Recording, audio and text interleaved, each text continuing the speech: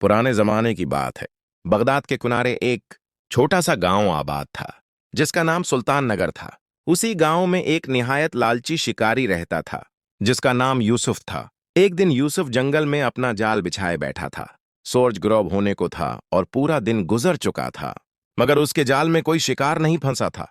गुस्से में वो खुद से बोला, इरे हाय, सुबह से शाम हो गई, मगर आज तो कोई शिकार ही नहीं मिला। लगता है आज का दिन बिल्कुल बर्बाद गया। अचानक जाल हिलने लगा। यूसुफ खुश होकर बोला, लगता है कुछ तो फंस गया है, चलकर देखता हूं। वो जाल के पास पहुंचा तो गुस्से से बोला, अरे ये क्या? मैंने सोचा था कोई बड़ा शिकार होगा, और यहां तो एक नन्ही सी गुलहरी निकली। खैर कोई बात नहीं, मैं यूसुफ शिकारी हूं, तुझे भी नहीं छोड़ूंगा। ये कहकर वो गुलहरी को लेकर गांव की तरफ चल पड़ा। गुलहरी की आंखों से आंसू बहने लगे, जैसे वो अपनी जान की भीख मांग रही हो। गांव में दाखिल होते ही यूसुफ की मुलाकात उसके पड़ोसी कासिम की बेटी फातिमा से हुई। फातिमा ने जब गुलहरी को जाल में फंसा देखा तो बोली, ये क्या यूसुफ, तुम पहले ही बहुत लालची थे, अब जालिम भी बन गए हो? शिकार नहीं मिला तो इस बेचारी गुलहरी को पकड़ लिया, उसे बीच कर आखिर तुम्हें क्या फायदा होगा? यूसुफ बोला, फातिमा तुम नहीं जानते, इन जंगली गुलहरियों की दुम बहुत कीमती होती है, इनसे बनने वाली कलमें शाही महल तक में बकती हैं। फातिमा गुस्से से बोली, शर्म नहीं आती तुम्हें? उसकी आंखों में आंसू देखो, क्या तुम उसे आजाद नहीं कर सकते? यूसुफ हंसा, क्या मैं पागल हूं जो अपने जाल में फंसा शिकार छोड़ दूं? फातिमा ने पूछा, अच्छा बताओ तुम उसे कितने में बेचोगे? यूसुफ बोला, कम अज कम 200 सोने किसके। फातिमा ने फौरन कहा, ये लो 2 सिक्के और उसे आजाद कर दो। यूसुफ ने लालच से कहा, नहीं नहीं, मैं उसे 3 सिक्कों में दूंगा।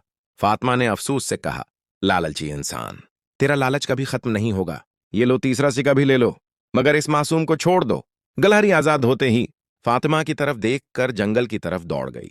फातिमा बोली, अगर इतना ही लालच है तो अनोखे जंगल में जाकर शिकार क्यों नहीं करता?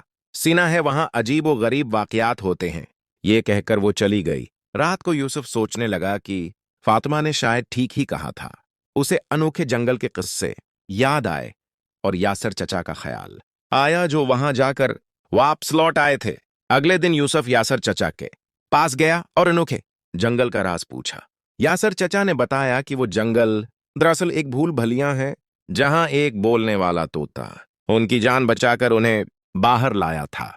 ये सुनकर यूसुफ के दिल में लालच भर गया। वो सोचने लगा, अगर वो तोता मुझे मिल जाए तो मैं उसे बेचकर बहुत अमीर हो सीखता हूं। अगले दिन यूसुफ हथियार लेकर अनोखे जंगल पहुंचा तो इसने वाकई एक अजीब सा तोता देखा, जो एक जादूगर से बात कर रहा था। जादूगर के जाते ही यूसुफ ने तोते पर जाल डाल दिया और उसे कैद कर लिया।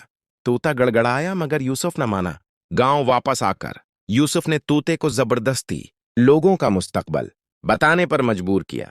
कुछ ही दिनों में वो मशहूर हो गया और बेशुमार दौलत जमा कर ली। उसने एक शानदार हवेली बना ली, मगर तोता बार बार कहता रहा, लालच बड़ी बला है, मुझे आजाद कर दो। यूसुफ न माना। एक रात यूसुफ की सारी दौलत चोरी हो गई।